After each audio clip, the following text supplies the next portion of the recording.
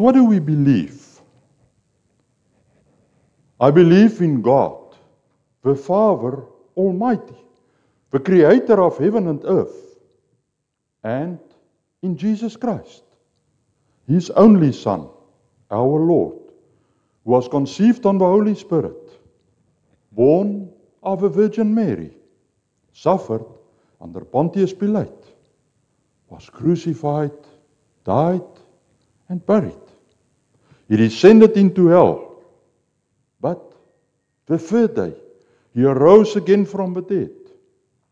He ascended into heaven and sits at the right hand of God, the Father Almighty, whence He shall come to judge the living and the dead. I believe in the Holy Spirit, the Holy Universal Church, the communion of saints, the forgiveness of sins, the resurrection of the body, and life everlasting. Amen. Next, I want to hold to you the 10 Commandments, the laws that God gave us. I am the Lord your God, who brought you out of Egypt, out of the land of slavery. You shall have no other gods before me. You shall not make for yourself an idol in the form of anything in heaven above, or on earth beneath, or in the waters below. You shall not bow down to them or worship them, for I, the Lord your God, am a jealous God, punishing the children for the son of the fathers, to the third and the fourth generation of those who hate me, but showing love to 1,000 generations of those who love me and keep my commandments. You shall not misuse the name of the Lord your God, for the Lord will not hold anyone guiltless who misuses His name. Remember the Sabbath day, by keeping it holy. 6 days you shall labor and do all your work. But the 7th day is a Sabbath to the Lord your God. On it you shall not do any work, neither you nor your son or your daughter, nor your manservant or maidservant, nor your animals, nor the aliens within your gates. For in 6 days the Lord made the heavens and the earth, the sea and all that is in them. But He rested on the 7th day. Therefore, the Lord blessed the Sabbath day and made it holy. Honor your father and your mother, so that you may live long in the land the Lord your God is giving you. You shall not murder. You shall not commit adultery. You shall not steal. You shall not give false testimony against your neighbor. You shall not covet your neighbor's house. You shall not covet your neighbor's wife, or his manservant or maidservant, his ox or donkey, or anything that belongs to your neighbor. Amen. Let us pray.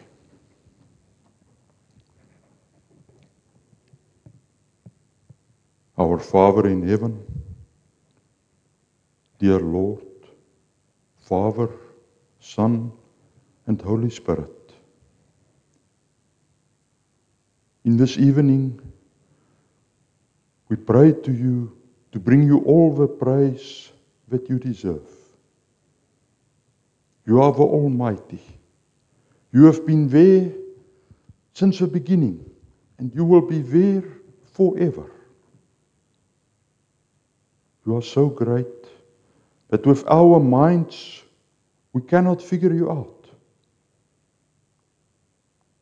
But at the same time, we want to thank you for Jesus Christ, your Son, who is God Himself, but you have sent Him to earth to save us, sinners,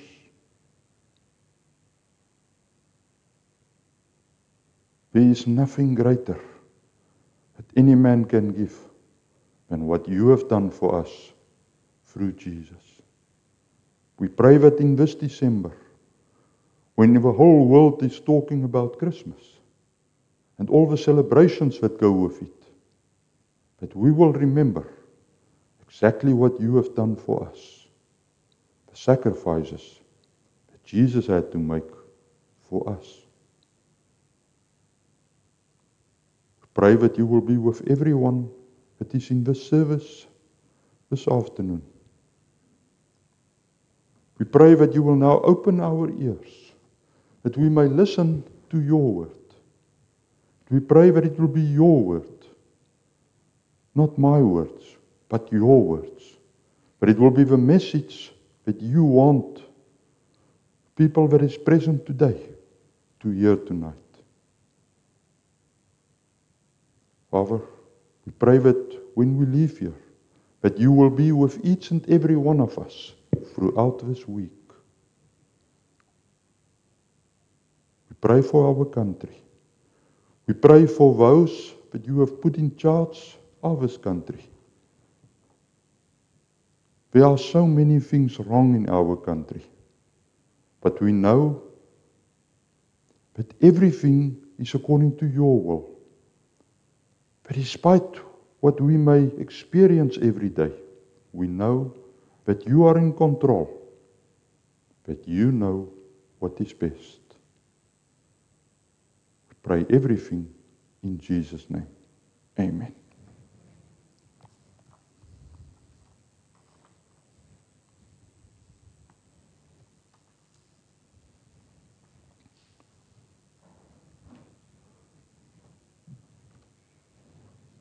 Have you ever heard the question, or rather an accusation, of where God's love is now when we are dealing with all the horrors in this world? Sometimes you can still point to the evil of humanity for crime and violence, for terror and war. But what about so much suffering in earthquakes, floods, droughts? And yet, God's word is clear that God is the definition and the personification of what love really is. God is love, is what we read in John 4, verse 8. But it is not always obvious to see this, especially not for people who are blind or half blind from unbelief and little faith. It reminds me of the stars that we know are there, but cannot see until you look at night, when you see them so clearly, especially when you are in the field, far from all the city lights. Thus, God's love is clearly evident when you look in the right place and in the right way.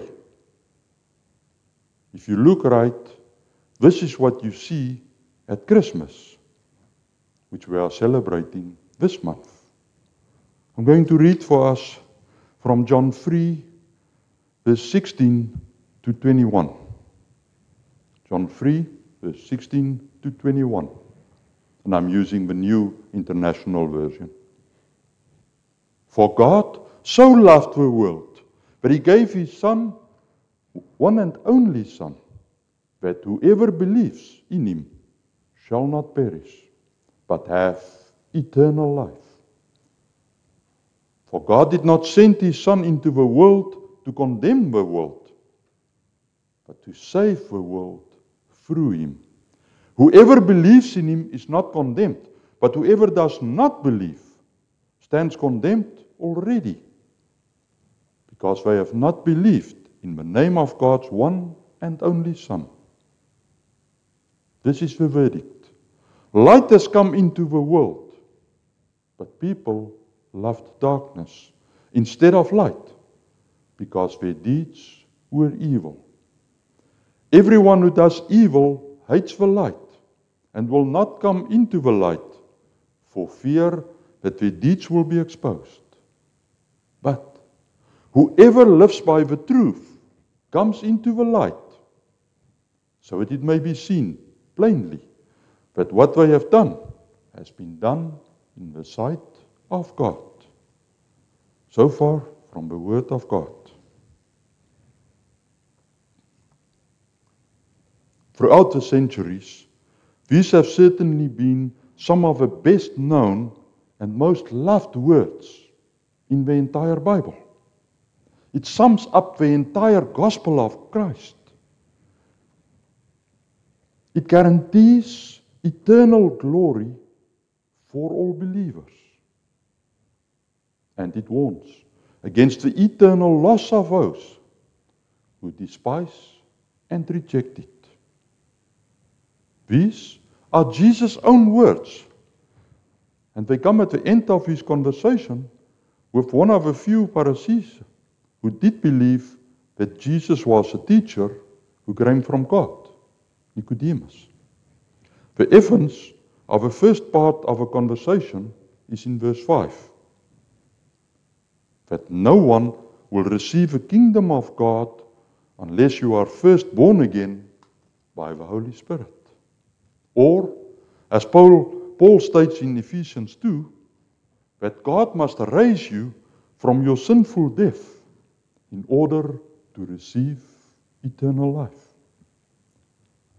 But for this to happen, Jesus says in verse 14 and 15 that he must first be lifted up. And then verse 16 follows as a further explanation of it. One can actually combine verse 15 and 16 as follows. Everyone who believes in the uplifted Son of God will receive eternal love, for God so loved the world. I want to focus our attention on a few questions. Who loves whom? What is the content of love? And what are the consequences of this love? First, it is God who loves. Jesus speaks of a love of the eternal, almighty Creator of all visible and invisible things. The love of the Father, the Son, and the Holy Spirit. Truly God, the Almighty, the Most Holy. Just think first of how extensively he reveals himself. For example, his glory and his power. He causes his mountains to rise from the sea, and if he so wishes, he shakes them to their foundations. He calls forth storms, and he makes them calm. He holds lightning in his hands. He determines when it will rain, and he decides when everything shall wither to dust. This is God, Jesus speaks of his love. If his power and his glory are so overwhelming and extensive, then so is his love. Whatever your very best thoughts and most perfect dream of life might be, it will not even be visible if you put it next to God's love. It's like comparing the light of a torch to the bright sunshine on a warm, cloudless day. Just think of his eternally faithful, intimate, and complete love in his Trinity of Father, Son, and Holy Spirit. So much that it surpasses our understanding. He is love. God is love. He's the superlative definition of what love is. He is the origin of it. Without him, there is no love. Only hatred and envy and violence, as we clearly see in the godless world and sometimes have to experience ourselves in sad suffering. All love flow from him. And even the best that we cannot even dream of yet is but a fleeting cloud of vapor compared to His steadfast love. Jesus speaks about God's love. But who does He love? The world? Does He love a world? There are, of course, different possible meanings for the world, such as, for example, the sinful world that is seduced after the devil. But this is not what Jesus means, because the Bible is very clear that God hates sin. Nor is He referring to the natural world of plants and animals, birds and fish, because Jesus speaks of a world that can come to faith and then live forever. He is therefore speaking of people, of which some will believe and some will not believe. He is speaking of God's love for all humanity, all who are created in His image, no matter how much of God is still visible in them. The Creator's love burns for all those He has made in His image. There is a longing with Him that none will perish, but that all will come to repentance, as we read in 1 Peter 3, verse 9.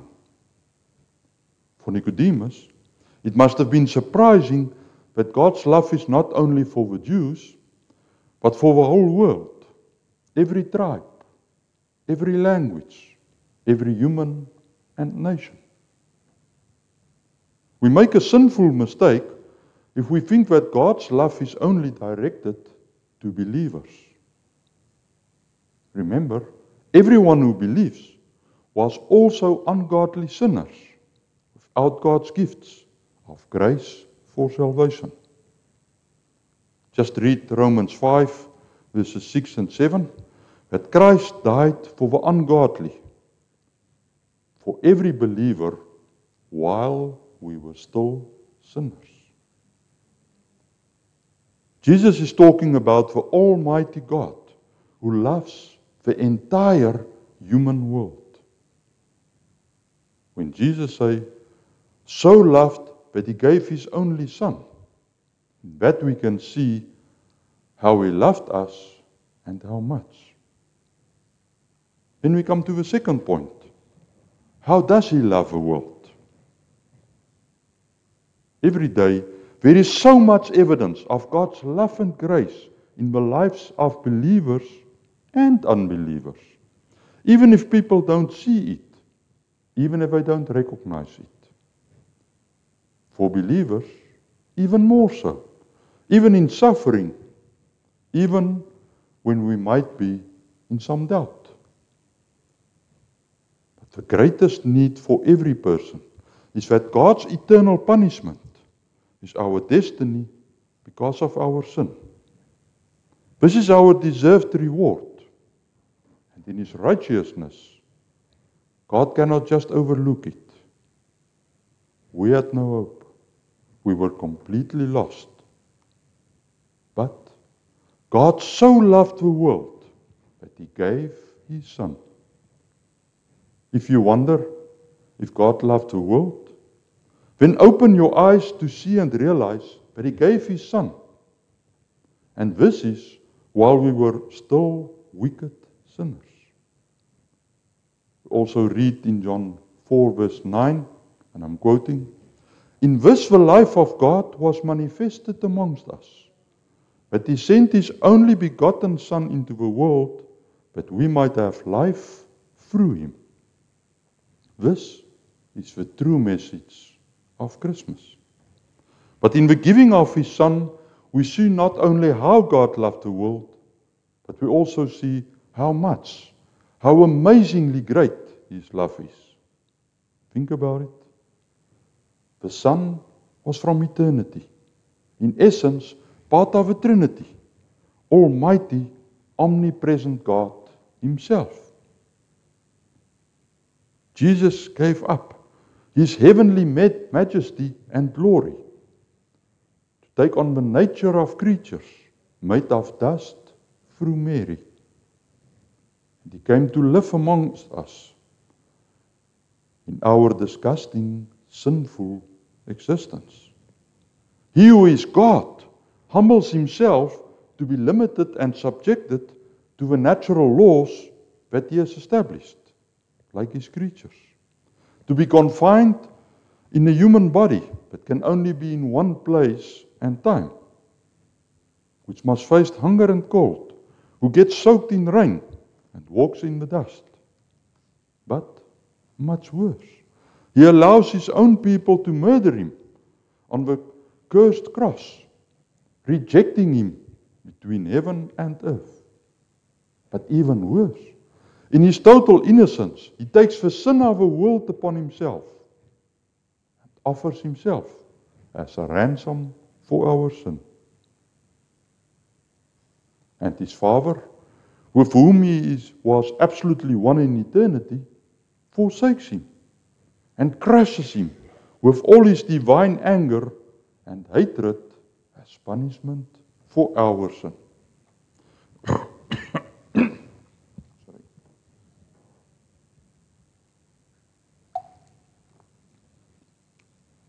God gives His eternal, only begotten Son for the world that despises and rejects Him.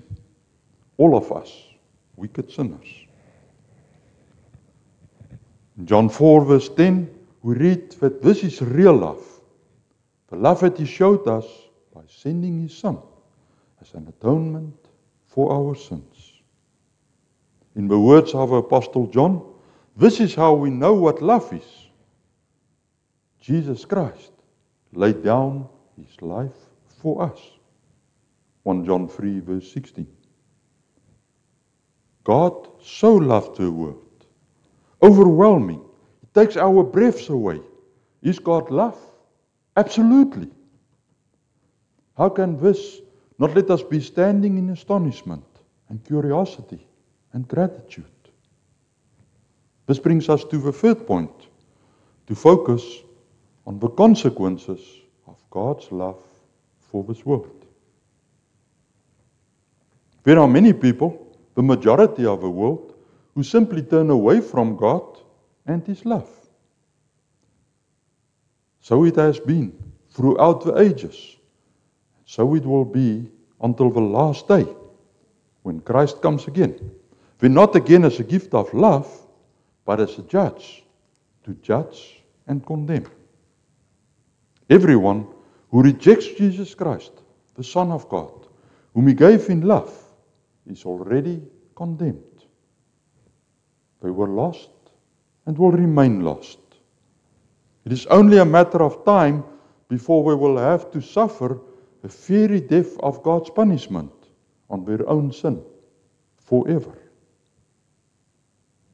God's love does not bring peace and salvation to everyone. This text, like so many others, make it very clear. Christ brings separation into the human world. If you do not come to the light in acceptance of God's love in Christ, you will remain in the darkness, forever, in outer darkness. Horribly terrible. But it does not have to be that way. If only people would listen to the true message of Christmas. No matter how the sinful world wants to close its ears with contempt for it, they cannot extinguish it. No matter how the custom of celebrating Christ's coming to the earth began, the true message of Christmas cannot be silenced. It will remain a celebration of God's love that brings salvation, a call to repentance to faith, an indictment against the rejection of His loving grace. Christ's first coming was not to condemn, but to work salvation, so that the world could be saved by Him. And therefore, it is still our calling to use every opportunity, especially every Christmas, to testify with our words and our customs of God's love for the world. and of a time of grace for people to still come to the light and seize His salvation in faith. We must be careful not to become so entangled in the superficial customs of our time that we and our children miss the true message, and that our testimony of it is so entangled with tradition and watered down that no one sees or hears Christ anymore when we talk about Christmas. At Christmas, we must remind ourselves anew that God so loved the world that He gave His only Son, and that everyone who comes to the light of Christ, everyone who in faith grasps Him and trusts in Him, will no longer be lost, but will receive eternal life of blessed glory with God. That inheritance that is already there and is kept in heaven, as we read in 1 Peter. Let the realization and the acceptance of God's love always remain with you and echo in your thoughts every day of your life, especially in difficult days and times, as Paul asks in Romans 8, where he says, "You did not spare His own Son, but gave Him up for all of us. How will He not also, along with Him, graciously give us all things?" That's Romans 8, verse 32. Live your life in His light, with certainty of His infinite nurturing love for you. May you find peace and joy in it, in all circumstances. God so loved you personally that He gave His only begotten Son, so that you might have eternal life. Believe in Him and live in Him now and forever. Amen. Let us pray. Dear Lord, we have again heard tonight what the true meaning of Christmas is. And we pray that when we leave here tonight, that we will go and proclaim that through the world. That we will tell whoever crosses our path what the real meaning of Christmas is. But it is God who loved us so much that He gave His Son so that we may live. When we go into the celebration season, let us not forget what God did for us. Amen.